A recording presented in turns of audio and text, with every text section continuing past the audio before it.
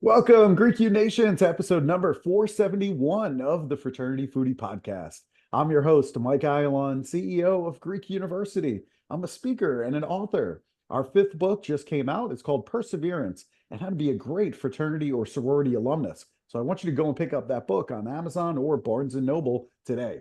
We call these episodes the Fraternity Foodie Podcast because there is nothing like great food to bring college students together.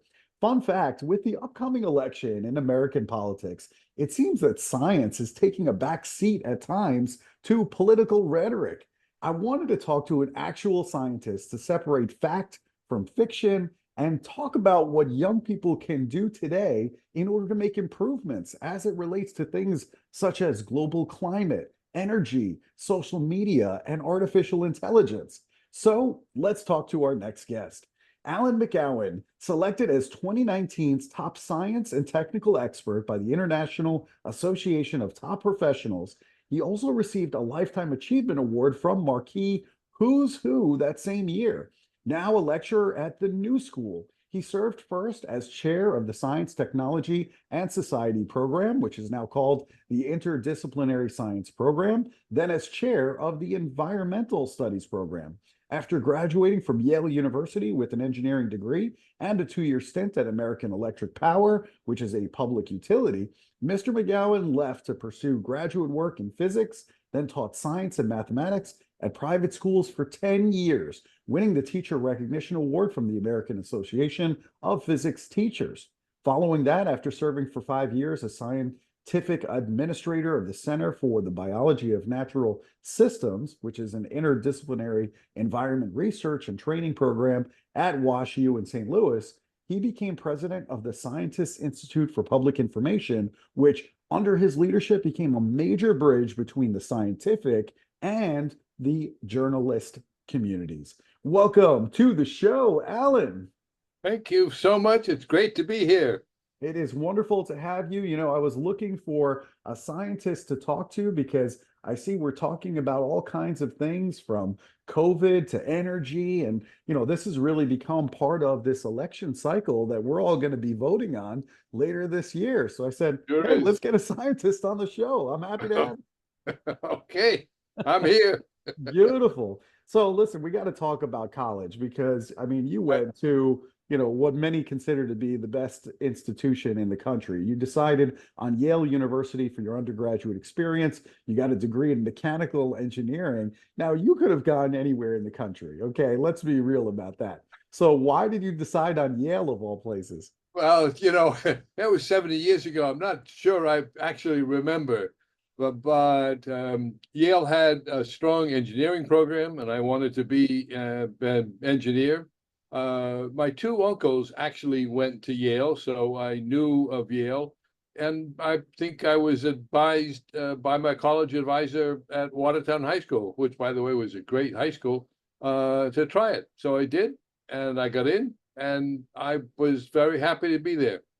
I love it. I love it. Well, it certainly is a fantastic institution. And so congratulations on all of that success.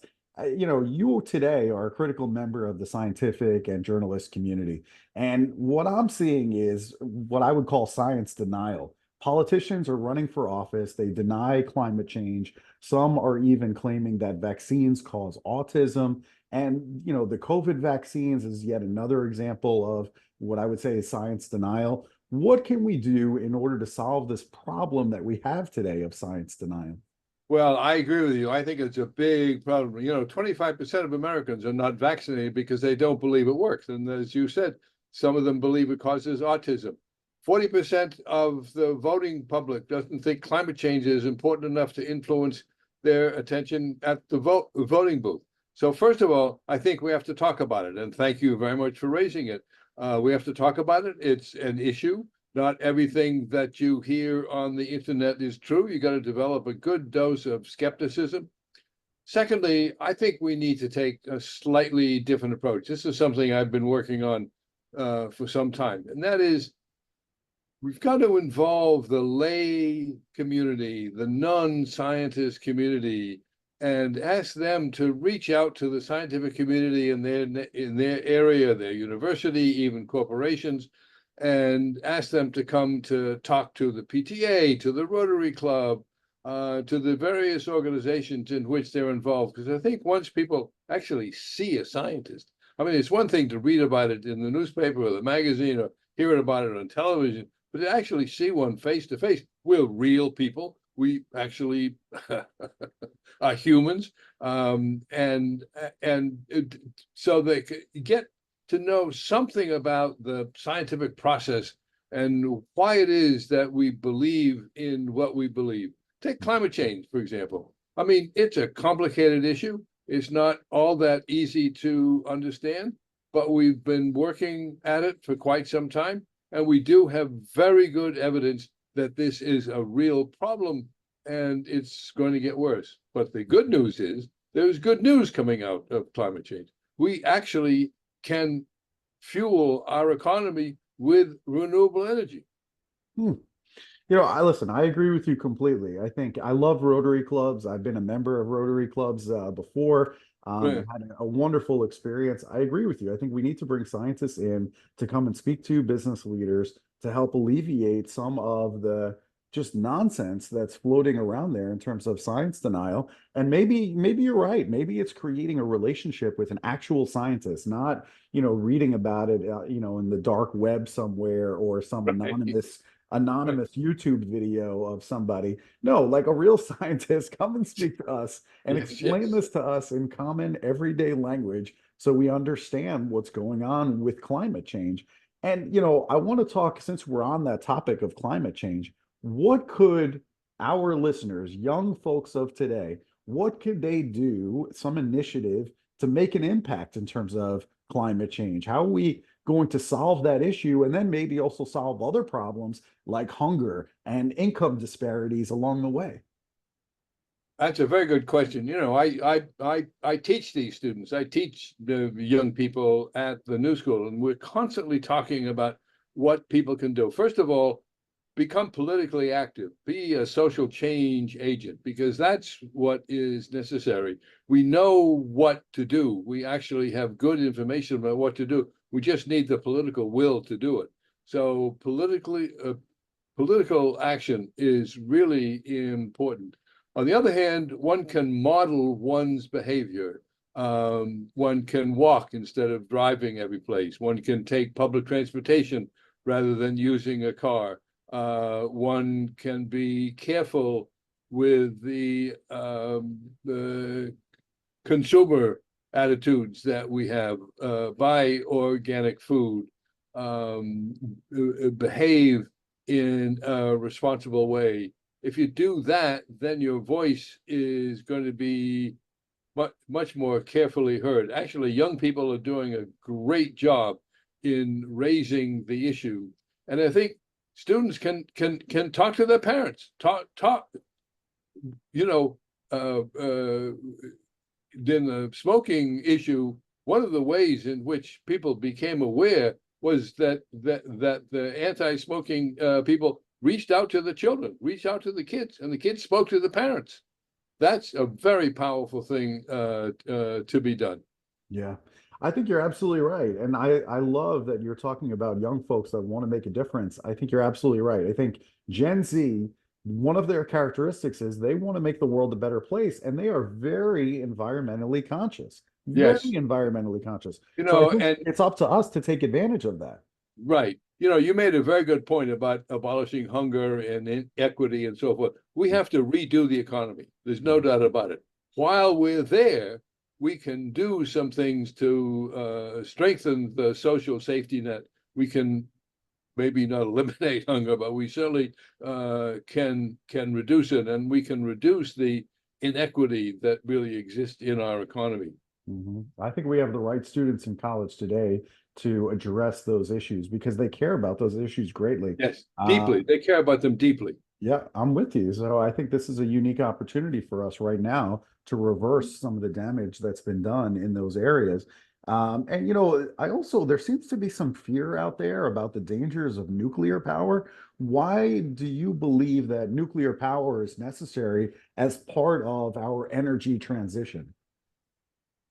Even though we can do a lot with renewable energy, with solar cells, with wind, and so forth, the sun doesn't always shine, and we need massive storage capabilities. That poses some environmental risks, actually. Nuclear power is much safer than is the conventional wisdom. Um, the most serious accident we've had in this country was 3 Mile Island, which did not produce any radiation to the public at all. We have a new set of reactors available to come online that are much cheaper, actually, and very safe. The problem is we have radioactive waste that we have to deal with. And yes, that's a problem. We have to deal with it. But there actually are some reactors that will use as fuel some of that radioactive waste. So I don't minimize the issues, but in part it depends on how serious you think climate change is going to be. It is going to be very serious. Mhm. And we need about 20% of our energy as a base load. That is, that will pump out electricity at night or when it's cloudy or when the sun is not shining.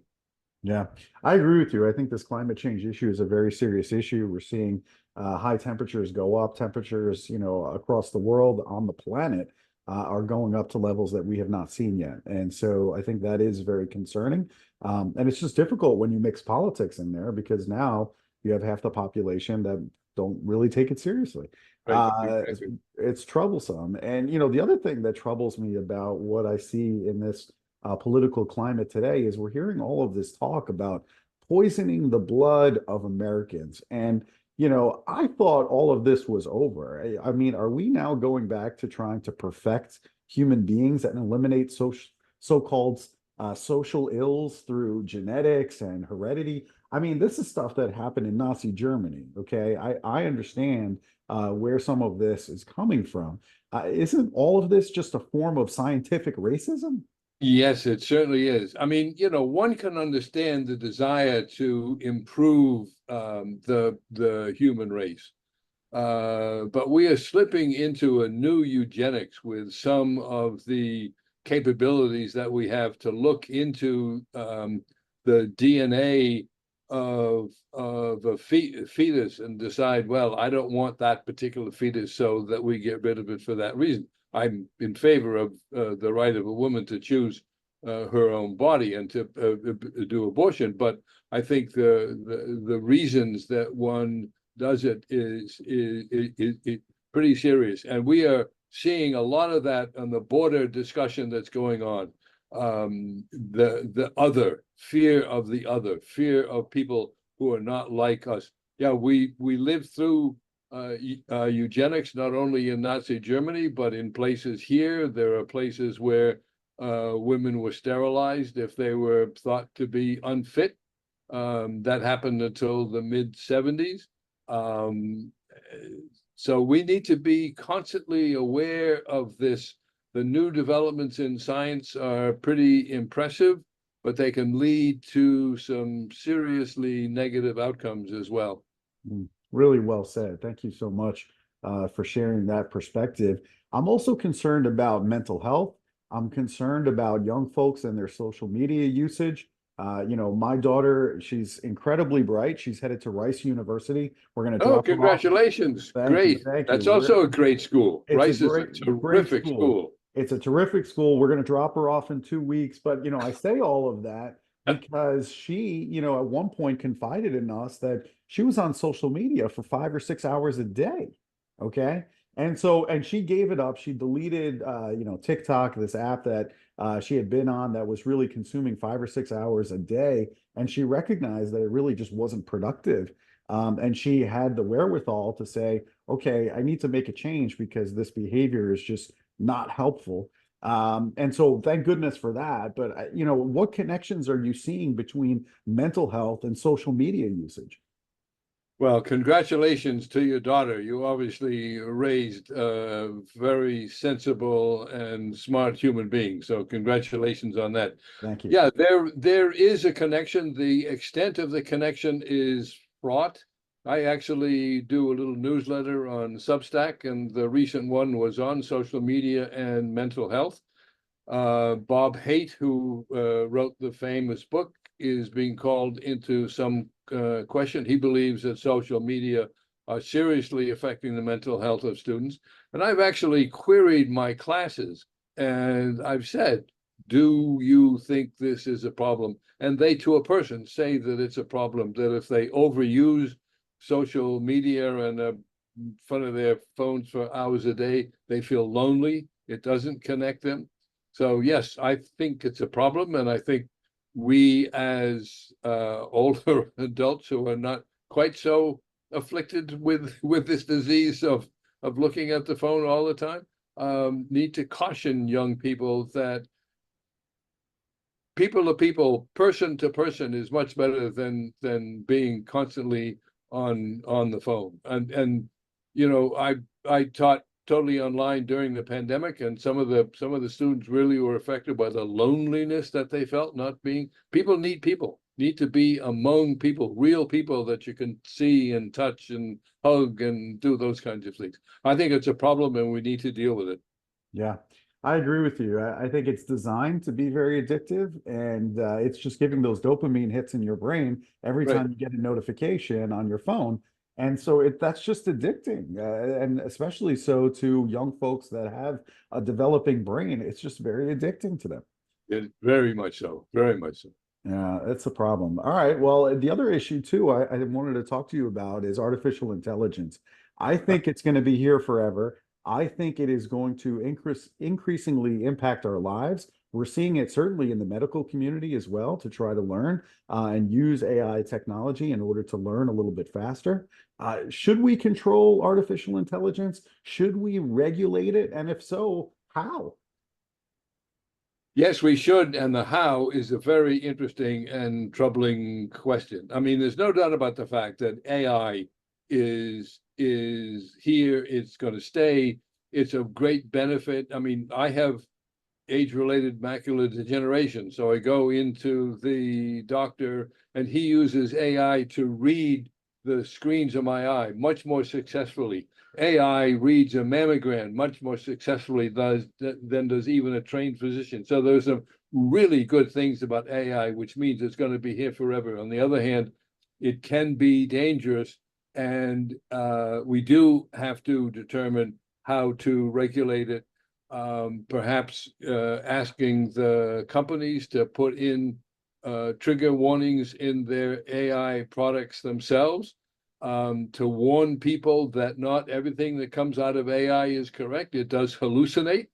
I mean, I've used it myself and asked questions, and I got a recommendation for a book that didn't exist. Wow. Now, the author that was named could have written that book, but he just didn't do so. So you have to be really careful about it. And I think the smart people in the AI industry recognize that it has to be regulated, and they want it to be regulated so that people can be assured that it is safe. Mm. Great points. Really, really good stuff. I know you wrote a book about Franz Boas. Why should college students know who Franz is? Okay, well, a couple of reasons. First of all, he was the first anthropologist who took on the false notion of racial superiority. And according to George Stocking, who was an historian of anthropology, that's what he is going to be known for. On the other hand, he also was very politically active. He was a strong pacifist. He strongly opposed the entry of the United States into World War I. And then in the 30s, he started an organization that defended the free speech of people who were accused of left-wing and communist affiliations and so forth. So he was the kind of scientist we need a lot more of, and he used his scientific platform to fight for admittedly progressive causes. uh, and was he also platformed, was the first anthropologist to platform women: Margaret Mead, Ruth Bunzel, Ruth Benedict, Zora Neale Hurston, Jean Weltfish, Ella Cara Deloria. These all owed their careers to Boas. I mean, Hurston wrote the book Barracoon, which was the story of the last surviving person who came over on the so-called Middle Passage, but it exposed the horrors of slavery, and it would not have been written had not Boas supported him. So the point is that whatever you do, science, literature, art, humanities, all can be used in social progress, all can be used in the job of making the world a better place. Yeah. Well, thank you so much for bringing Boaz to the forefront. I think that's excellent reading, certainly for our college students to go and get involved and learn more about that work. Now, I do love eating good food. That is my weakness, is great food. And I don't make it back to my hometown of New York City often enough. If I had my fill, I would be in New York City eating pizza and bagels on a regular basis because we both know that it's fantastic. So where is a great spot where I need to go for a bite to eat in Manhattan these days? Hey man, you're talking about Manhattan. You can walk around almost any corner and get a good restaurant. But one of our favorites is a place called Academia. It's Okay. on 92nd in Amsterdam. It's an Italian restaurant, and it's smallish. It's quiet. You can actually hear yourself talk in the restaurant, and it's surrounded by books. And you can look in the background and see how much I love books. I just love the atmosphere. And by the way, the food is excellent. Fantastic. That's a great recommendation. Academia. I will definitely go and check it out the next time I'm in New York City. Sounds wonderful. And I do miss good Italian food. I mean, between Little Italy and some of these spots in Oh Manhattan. man, I mean, you Ah, can go to Italy and walk in any restaurant and get great food. yeah, It's it's, Manhattan, man. I know, I know. We Listen, we I miss we it. love great food in Manhattan. I know. I miss it deeply. I live in Nashville, Tennessee, and as much as I love Nashville and has a lot of really good things going for it, the food in New York City is just second to none. So, Yeah, right. Absolutely. Yeah. Yeah. Well, oh no. Nashville's not a bad place to be. I have to. No, no, it's not a bad place to I be. don't feel that sorry for you. I still have fun, don't get me wrong. But Okay. but the food in New York City and Manhattan is just something else. And so I Yeah. always look forward to Yeah. coming back. All right. So if our listeners, if they want to buy your books, or perhaps they want to bring you in to come and speak on their college campus about science, like you're talking about right before this election, I think this would be a really timely conversation on a college campus. Where can they go in order to connect with you? Okay, well, two ways. One, Citizen Boaz, one word, type it in, and you'll come to the website, which is all about the book. You could buy the book there. And also, it has my contact information, but I can be reached at McGowan A, McGowana at New School, one word, .edu. That's And perfect. I'd love to come to talk. I talk to some campuses all the time. I love it. Yeah, we need to invite more scientists to come and speak with young folks to kind of really give us the lowdown and separate truth from fiction. I think that's the only way we're going to be able to fight Yeah, against, I totally agree. I yeah, totally agree. this And science we teach at denial. the New School, we teach science and politics. I teach a course on the science and politics of the atomic bomb. They come because they want the politics and they get a dose of science. I teach a course in genes and race, which is all about politics, but also about genetics. Yeah. Listen, I love your approach. I think it's fantastic. You got to give them a little bit of science with the politics. Right now, Yeah, right. everyone, Exactly. Exactly. very, very And high levels I of politics. tell I tell the students they don't hate science, they just hate the way it was taught to them.